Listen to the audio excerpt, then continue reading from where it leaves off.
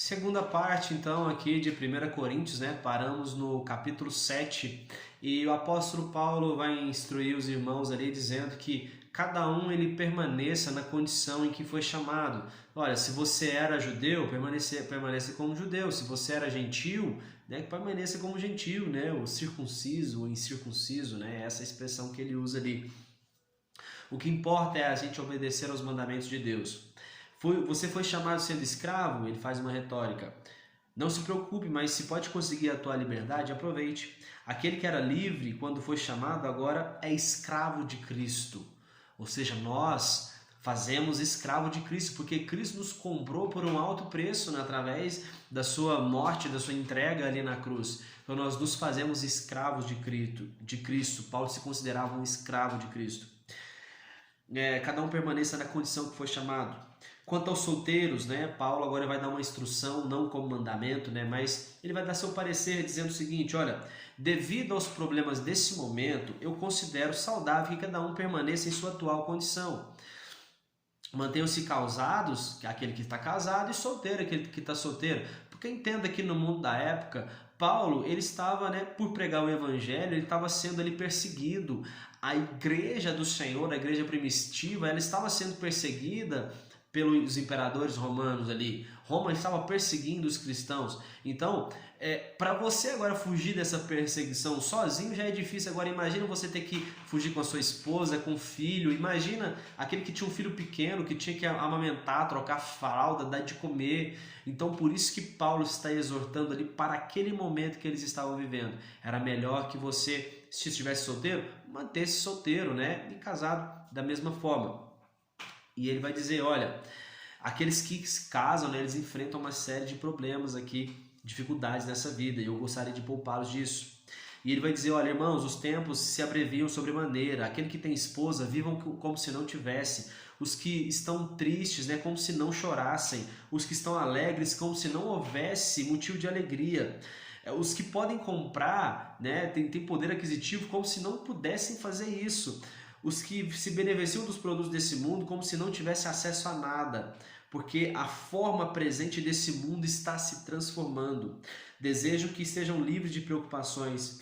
O homem pode decidir não se casar se sentir que controla a sua vontade sexual. De novo ele volta a tocar nesse assunto, né, de casamento, mas só aquele que controla a sua vontade sexual. Paulo conseguiu fazer isso e por isso que ele permaneceu solteiro. Quem se casa faz bem, mas quem se não casa faz melhor ainda. Paulo olhando para ele também. E outra coisa, né? Vai aconselhar a mulher, né, que ela está viúva, que ela se permaneça viúva, que ela não venha ter um outro casamento. E isso também Paulo vai dizer, é o parecer dele. Isso não é um mandamento, né? É simplesmente um conselho que ele dá. Olha, a pessoa que imagina conhecer alguma coisa ainda não tem sabedoria que necessita. Ou seja, aqueles que pensam que são, eles estão equivocados, ainda não têm sabedoria. Se eu acho que eu sou sábio, eu não tenho sabedoria. Ele vai dizer que o ídolo não tem valor nenhum, existe somente um Deus, há somente um Deus e Senhor. E ele vai dizer assim, olha, os alimentos, eles não fazem a gente aceitáveis diante do Senhor. Porque, tipo assim, olha, se você... os alimentos ele não faz a gente aceitável diante de Deus. A gente não se torna pior quando a gente não come e a gente não se torna também melhor, né, por não comer, sabe, né? Não nos tornamos piores se não comemos e nem melhores se comemos, né? Porque tem muita gente que vai dizer, olha, eu não como algum tipo de alimento, né, impuro, um animal impuro, não como, sei lá, um porco do mato, algum animal impuro, seja lá o que for, né? Vamos botar isso aí. Os alimentos, Jesus ele vai explicar que o que contamina o homem não é o que entra dentro dele, mas é o que sai. E Paulo está só reiterando isso, né? Quem deixa ali de comer um alimento, ele não está sendo melhor do que ninguém. Ponto. Mas ele vai dizer, olha, se o alimento que eu estou comendo, ou se a bebida que eu estou bebendo escandaliza meu irmão, então não faça isso para que o seu irmão não venha pecar. Então, assim, essa é uma instrução valiosa. Então, às vezes a gente abre mão de coisas só porque o meu irmão, né, ele acha, ele vê em mim, né, uma referência e ele olha para mim e fala assim, cara, eu não acredito que você bebe vinho, por exemplo. Então assim, nossa, isso me escandaliza. Então, cara, você não faça isso. É o que Paulo nos instrui. Se para alguns não sou reconhecido como apóstolo, com toda certeza eu sou para vós. Vocês são o selo do meu apostolado. Olha que orgulho aqui para o pessoal de Corinto, né? Como Paulo está dizendo. E ele vai dizer, olha, nós temos o direito de levar, né? Embora Paulo não tenha esposa, mas ele falava isso como, né, para as outras pessoas. Temos o direito de levar nossas esposas, né? Assim como Pedro, os demais apóstolos, os irmãos de Jesus fazem, né? Porque assim, elas também têm o direito de participar daquilo que é oferecido ali para quem serve no altar. Paulo servia no altar e ele vai dizer o seguinte, olha, eu abro mão disso, mas tem pessoas que precisam, né? Tem pessoas que precisam e eles realmente eles precisam participar. E outra coisa, ele vai dizer assim, olha, quem que vai servir num exército às suas próprias custas? Tipo, se eu tô indo pra batalha, então tem alguém para poder financiar para mim, cara. Eu tô na batalha. Olha, quem tá cuidando ali de uma lavoura, de uma oliveira ou de uma vinha, será que não pode comer um cacho de uva ali? Pode, porque o cara tá ali trabalhando, sabe? Então ele usa dessas ilustrações para poder dizer que aquele que ele trabalha, né, ele prega o evangelho, ele deve viver do evangelho também. Ele e sua esposa, sua família, todos eles. E ele vai dizer, olha, eu não me servi de nenhum desses direitos, né? Eu tenho por honra não ter me servido disso. Porque para mim, Paulo dizendo, é imposta a obrigação de proclamar o evangelho e ai de mim se eu não proclamar. Ele se dizia que ele era escravo de Cristo, cara. Ele se colocava como escravo.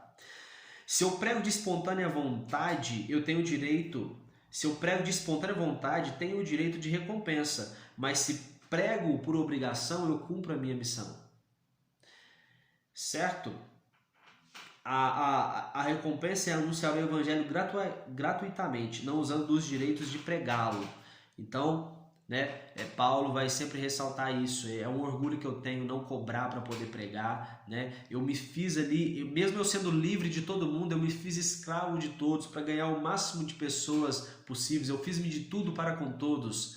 Né? Então Paulo ele se sentia escravo de todos para poder pregar o evangelho, ou seja, ou do que for preciso eu faço para poder anunciar esse evangelho. Outra coisa que ele vai dizer fala sobre o atleta de Cristo, né? Que os atletas eles se submetem a um rigoroso treinamento para atrás de uma coroa, de um troféu que perecem, mas nós somos atletas de Cristo, né? Homens de Cristo que vamos atrás de uma coroa incorruptível, né? A nossa coroa é a glória juntamente com o Senhor dos céus. E ele vai dizer, olha, eu faço do meu corpo meu escravo, para que depois de haver pregado a muitas outras pessoas, eu mesmo não venha a ser reprovado. Então Paulo tinha essa consciência, eu estou pregando para muitas pessoas, mas eu estou preocupado comigo. Eu não quero ser reprovado pelo Senhor também. Ponto. E ele vai dizer, olha, vai dar um exemplo aqui do Antigo Testamento, dizendo, olha, em Moisés, todos os nossos antepassados foram batizados na nuvem e no mar. Eles saciavam sua sede na rocha que era Cristo. Entretanto, Deus não se agradou da maioria deles. Esses fatos ficaram como exemplos para nós, a fim de que não cobicemos o que é ruim como eles fizeram. Como está escrito, está na palavra do Senhor. O povo assentou para comer e beber e levantou-se para se entregar à orgia. Foi o que fizeram no deserto. A gente vai lembrar como que Moisés teve dificuldade para poder conduzir o povo, porque o povo ficava relutante em obedecer a Deus e eles acabaram perdurando por muito tempo ali no deserto, sendo que eles poderiam sair por muito tempo, por menos tempo. Então é isso que Paulo está nos mostrando, que a gente não deve agir como esses antepassados, mas sim passar a obedecer ao Senhor. E vai dizer, olha, não nos entreguemos à imoralidade, como alguns deles fizeram, né? Eles murmuraram, foram impacientes. E vai dizer, olha, gente, vamos fazer uma coisa, aquele que está firme entre nós, cuide-se para não cair. Aquele que acha que está jejuando, está firme na fé, está orando, está em comunhão com Deus, olha, faça isso, mas toma cuidado, não pensa que você é imbatível. Enquanto a gente está nessa carne aqui, a gente está sujeito ao pecado, né? Então, assim, aquele que está firme, tome cuidado para não cair. Deus ele não permitirá, né, que a gente seja tentado além do que a gente pode resistir, e o Senhor ele sempre vai prover um livramento para que a gente possa, né, suportar. Outra coisa que ele vai dizer, o que os pagãos sacrificam é oferecido aos demônios e não a Deus. O pão que partimos é nossa participação do corpo de Cristo. Sim, tudo é permitido, porém nem tudo é proveitoso. Todas as coisas me são lícitas, mas nem tudo edifica. Então, assim, você vê um pessoal hoje, né? A graça, nós sabemos que nós somos filhos de Deus, é uma geração que tem assim, esse conhecimento libertador. Nós somos filhos, nós somos aceitos, somos perdoados, mas nem tudo é lícito eu fazer. Embora eu possa fazer, mas, cara, eu não faço. Igual o Paulo vai dizer, eu me fiz de tudo para com todos. Mesmo sendo livre das pessoas, eu me fiz escravo. Então, assim, olha, se eu tô comendo uma coisa que faz o meu irmão escandalizar, eu não vou fazer. Então, essa geração que entende sobre graça, que sabe que é amado, que é filho, precisa entender isso também, de que tudo é permitido, mas nem tudo nos convém. Não busque o próprio bem, mas só o bem dos próximos, dos nossos próximos. Seja comendo, seja bebendo, seja fazendo qualquer outra coisa, fazendo tudo para a honra e glória do Senhor. Não vos torneis motivo de tropeço para ninguém. Ao que Jesus vai dizer, olha, se alguém fazer tropeçar algum desses pequeninos que vem até mim, melhor que fosse amarrado numa corda com uma pedra e fosse jogado no mais profundo mar. Ou seja, cara, essa pessoa ela vai perder a salvação, velho. Ela vai perder a salvação. O Cristo está falando de salvação ali. Então a gente tem que tomar muito cuidado com o nosso proceder. E vai dizer, eu procuro agradar a todos e de todas as maneiras possíveis, né? Eu não estou em busca do meu próprio bem.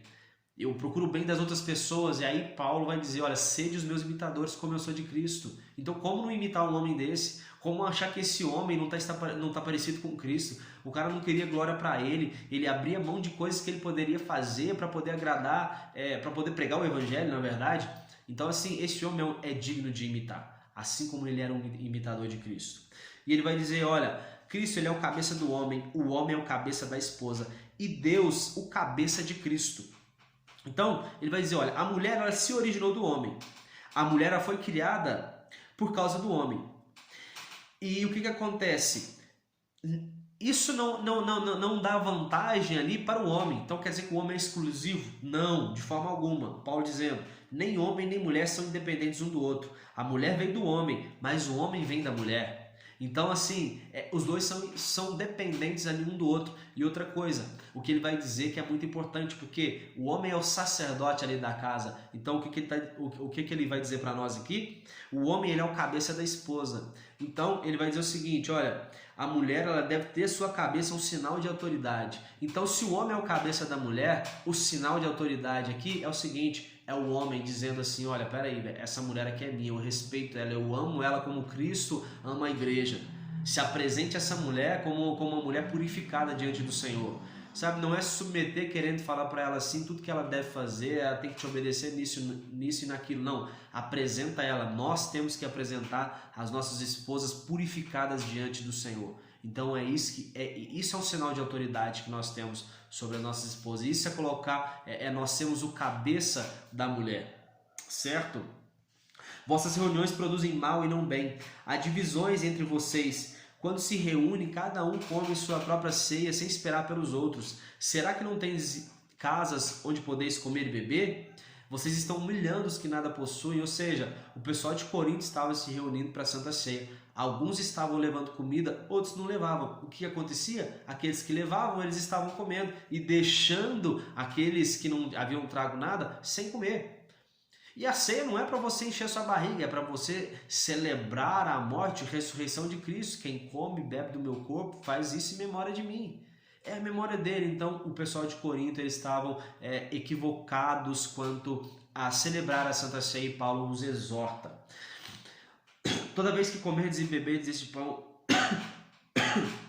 e beberdes deste cálice, proclamai a morte do Senhor até que ele venha. Quem comer ou beber indignamente será culpado de pecar contra o corpo e o sangue do Senhor. Quando somos julgados pelo Senhor, somos corrigidos a fim de que não sejamos condenados com o mundo. Então, irmãos, quando reunidos para comer a ceia, aguardar um pelos outros. Quem tiver fome, vai comer em casa. Olha só.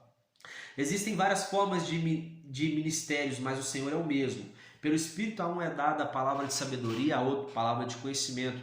A outra é otorgada a fé, a outros o dom de curar, outros milagres, profecias, discernimento de espírito, a outros variedades de línguas e interpretação de línguas, mas o Espírito é o mesmo, não há ninguém melhor do que o outro, né? Paulo vai exortar para que, olha, escolha um dom de profecia que ele é melhor. Mas se você tem um dom de interpretar línguas, ainda é melhor ainda. Porque ele até faz uma comparação entre profecia e línguas, que tipo assim, a profecia edifica toda uma igreja. Agora a língua edifica só aquela pessoa que está entendendo. Mas se há alguém que pode interpretar aquela língua, então edifica toda a igreja. Percebe isso? Mas o Espírito é o mesmo. Aquele que serve e o que profetiza, o Espírito é o mesmo. Todos fomos batizados por um só Espírito. Porque tipo assim, olha, se todos fossem um só membro, onde estaria o corpo? Então não tem como a mão querer ser pé e o pé querer ser a mão. Cada um tem a sua importância. Quando um membro sofre, todos sofrem com ele. Quando se regozija, todos se alegram também.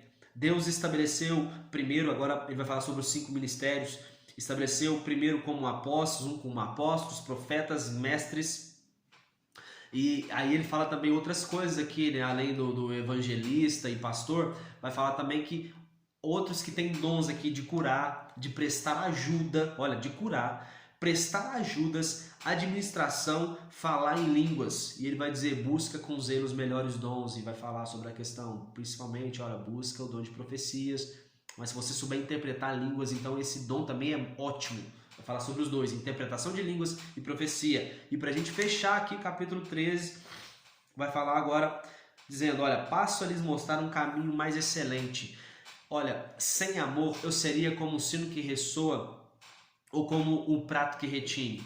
Mesmo que eu possua o dom de profecias, conheça os mistérios, as ciências, tenho uma fé capaz de mover montanhas, ainda que eu entregue todo o meu dinheiro aos pobres ou entregue todo o meu corpo para poder ser queimado, se eu não tiver amor, eu nada seria, de nada disso vale. Agora, quanta coisa grandiosa, profecias, milagres, mover montanhas, dar dinheiro para os pobres, da cesta básica, dar meu corpo a ser queimado, subir uma escadaria de joelhos, sem amor isso é nada.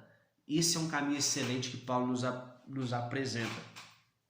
O amor não se enfurece facilmente, não guarda ressentimentos, tudo sofre, tudo crê, tudo espera, tudo suporta. O amor não morre, as profecias, as línguas, o conhecimento, eles vão deixar de existir, mas o amor nunca morre. Olha só que tremendo, o amor nunca morre, nunca morre. Em parte conhecemos e em parte profetizamos. Quando vier o que é perfeito, o que é imperfeito vai desaparecer. Quando eu era menino, pensava e sentia e falava quando eu era menino, mas agora quando eu me tornei adulto, eu deixo para trás as coisas de crianças. Lembra que no início da carta aos Coríntios, Paulo vai dizer que, olha, eu não posso oferecer para vocês um alimento sólido porque vocês parecem criança, eu tenho que dar leite para vocês. Então, ele está dizendo, olha, deixem de ser menino e agora passem a deixar para trás essas coisas de menino e a receber esse alimento sólido que eu estou dando para vocês. Olha, vocês têm muito dons, não tem? É uma igreja que tinha dom, não era verdade? Mas olha só, tem algo mais excelente. Ame, cara. Ame uns aos outros. Deixa dessas dissensões, dessas brigas de moralidades. Vocês têm muito dons, mas vocês praticam coisas que nem meio dos pagãos existem. Sabe? Tira essas discórdias, tira essas práticas imorais do meio de vocês. Deixa de ser menino. Paulo exorta e fechando, vai dizer, olha, permanecem a fé, a esperança e o amor. Contudo, o amor é o maior entre eles. E assim, nós encerramos essa segunda parte do livro da carta, né, de 1 Coríntios. E já já a gente volta com mais. Fiquem todos com Deus e um abraço.